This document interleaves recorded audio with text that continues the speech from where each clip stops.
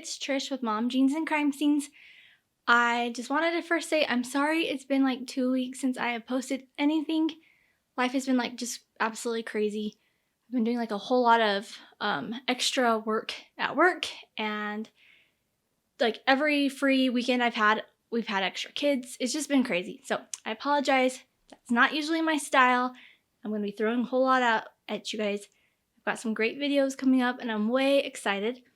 Let's see. First, I wanted to say thank you. I've got a ton of new followers, so it's fun to have you, and I'm excited to have you on this journey, to see your comments and just kind of learn about you guys. I think the nation's been crazy right now. Like, it's just been nuts, like, lately, and I want true crime to just bring us together, and yeah. So anyways, this is my escape from the world, so thank you so much for giving that to me, because I really need it. Okay, so I've got some updates. I've got my paper here, so forgive me for having notes, but I just don't want to forget anything important. Let's see. This morning at 8 o'clock, we got an Amber Alert in Utah. It came from Cedar City, Utah. There was a 10-month-old baby boy who was stolen by a non-family member.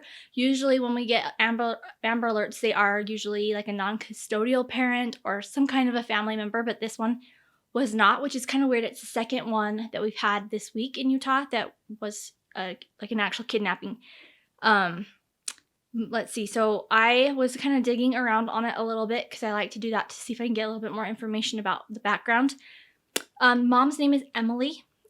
She had made a post saying that three of her babies were actually taken, three of her kids.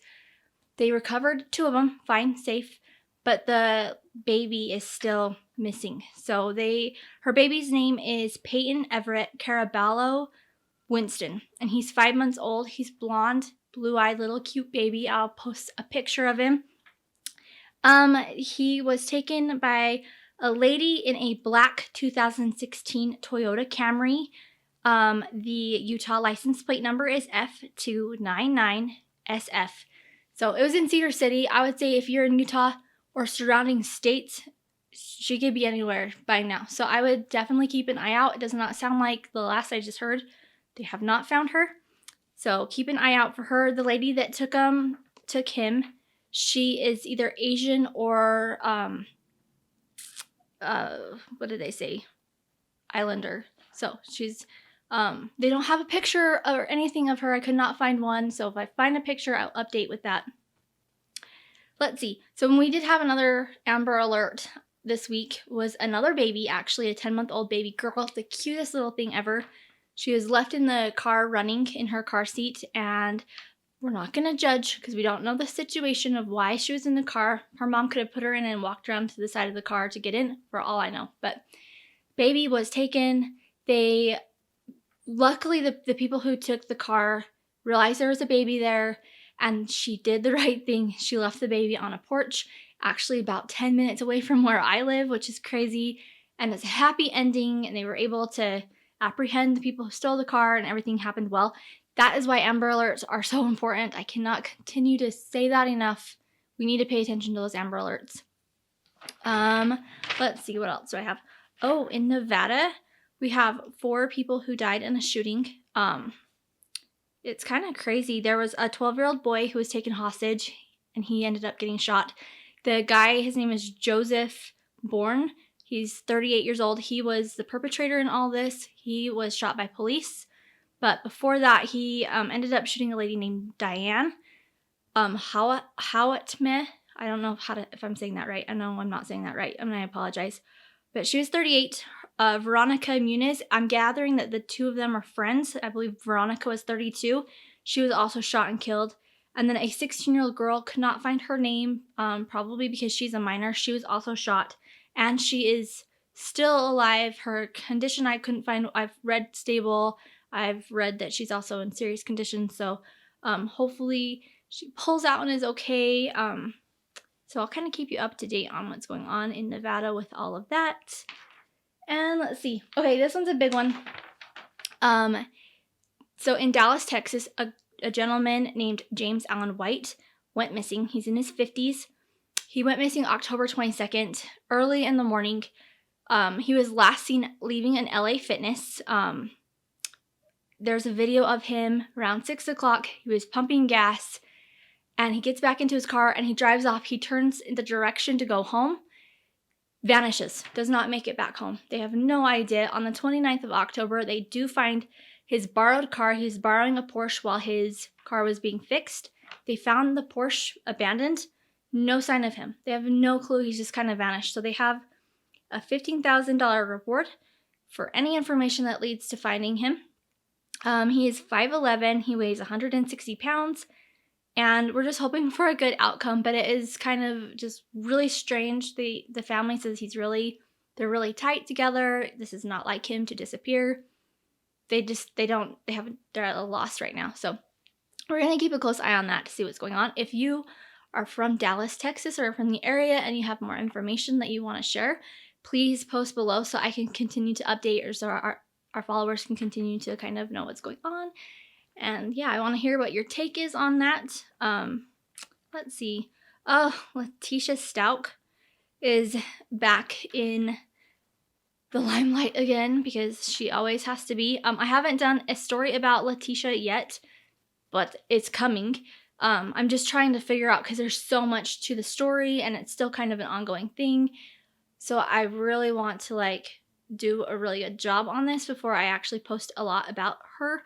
But if you've never heard about Gannon, go to It's a Crime. Linda's got all the his videos that are amazing. I've just watching them. She thinks the same way I do with a lot of it. But it's just a crazy story. So go check those videos out because they're really, really good. But anyways, Leticia is back. She wants a second competency hearing. So they asked for her court dates to be pushed back, her court hearings to be pushed back. So that's going to happen after December 14th sometime.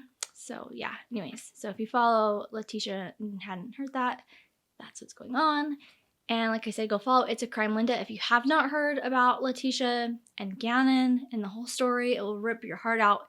Starts in January and it has just been kind of an ongoing thing since then, and it's really, really sad. But yeah, go check those out. And let's see.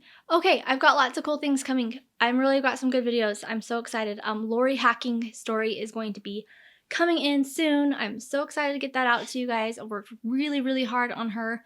Alexis Rasmussen, I've been working hard on that story. I'm just waiting to hear some stories back about Alexis because I just really want to give her a good story.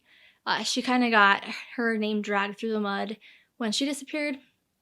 So I just want to make sure that I can kind of, I don't know. I just don't like the way she was dragged through the mud. So I just want to give her a better story because there's more to Alexis than what meets the eye.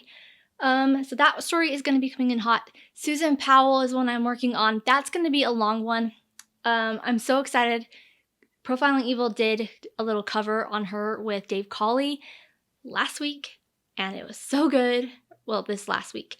So good, you guys. So you have to listen to that episode on Profiling Evil, and then you have to go check out Dave Cawley's The Cold podcast. The Cold Case podcast is so good. I'll link that. I've always been obsessed with Susan Powell, and then I kind of started getting into other stuff. But then after that episode on Profiling Evil, I was like, I'm re-obsessed. It's so good. There's so much. I've learned so much about it. It's so sad. But I think that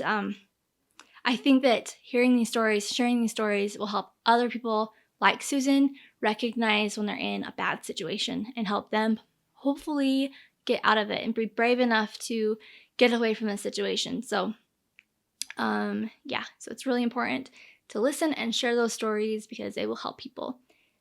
But anyways, so that's my little update. I appreciate you guys. Thank you so much.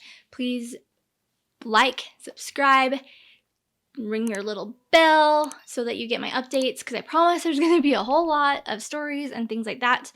Leave your comments. Remember, this is a positive place. We're going to be kind to each other. And yeah, if you have constructive criticism or things that will help me grow as a channel, I want to hear those things. But let's just remember to be kind to each other and not be mean and nasty because that's not who we are. We're the good in the world. So that's what I love about all of you guys. I've had so many positive comments and I love you, and let's continue that because it's been great. All right. You guys have a good weekend. See you soon. Bye.